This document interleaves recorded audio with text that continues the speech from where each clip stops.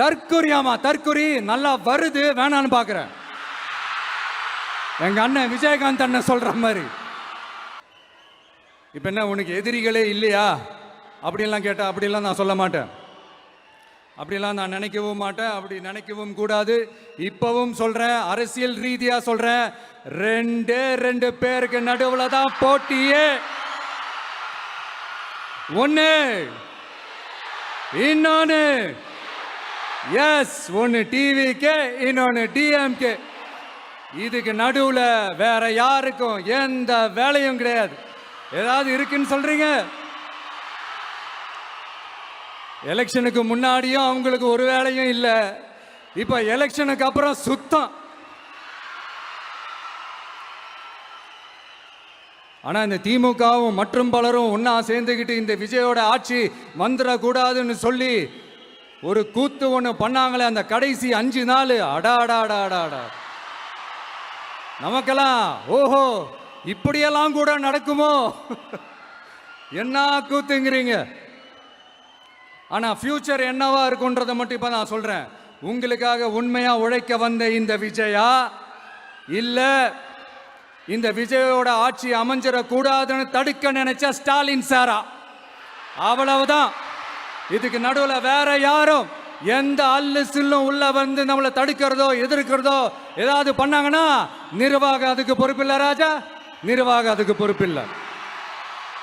Result என்னவா வரும்ன்றது அது உங்களுக்கே நல்லா தெரியும். நம்மளை ஏளனமா பேசுறதா நினைச்சு அவங்களுக்கு ஆப்பு வச்சுக்கிறாங்க. திமுக நம்மளை தடுக்க, திமுக நம்மளை எதிர்க்க, திமுக நம்மளை அவமானப்படுத்த அத்தனையும் நமக்கு நன்மையே.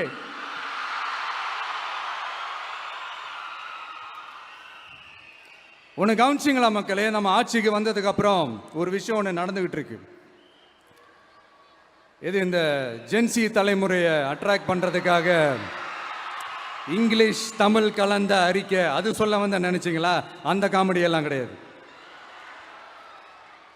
அடுத்து இந்த ரியாலிட்டியை மறந்துட்டு இந்த ரீல்ஸ் போடுறது அது சொல்ல வந்தீங்களா? அந்த காமெடியும் கிடையாது.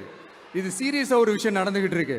முன்னெல்லாம் சட்டசபையில் யார் பேசுனா நமக்கு என்ன, யார் அடிச்சுக்கிட்டா நமக்கு என்னன்னு இருந்த கூட்டம்லாம் இப்போ சட்டசபையில் என்ன நடக்குது, என்ன பேசிக்கிறாங்கன்றது ரொம்ப உன்னிப்பாக கவனிக்கிறாங்க.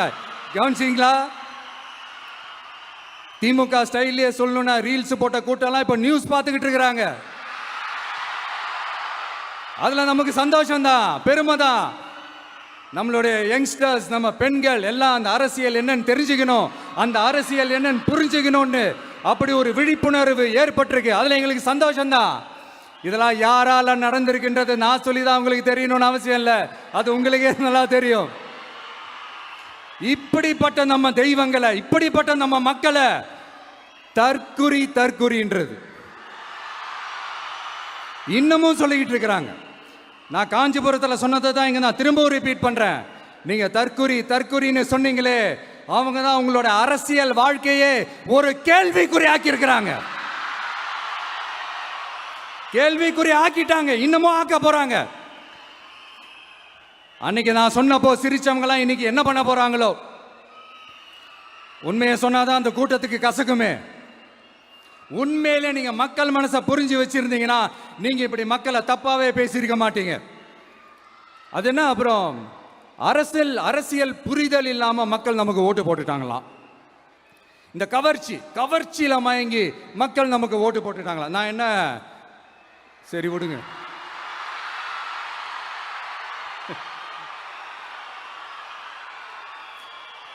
மக்கள் அவங்களுக்கு ஓட்டு போட்டா அந்த மக்கள் நல்லவங்களாம், அதே மக்கள் நமக்கு ஓட்டு போட்டா அந்த மக்கள் கெட்டவங்களா, தற்குறியா. இதே மக்கள் தான் இத்தனை வருஷமா உங்களுக்கு ஓட்டு போட்டுட்டு இருந்தாங்க. உங்களுக்கு மட்டும் என்ன வேற ஏதாவது பிளானட்ல இருந்து குதிச்சு ஓட்டு போட்டு போனாங்களா? தற்குறியாமா தற்குறி நல்லா வருது வேணான்னு பாக்குறேன். எங்க அண்ணன் விஜயகாந்த் அண்ணன் சொல்ற மாதிரி.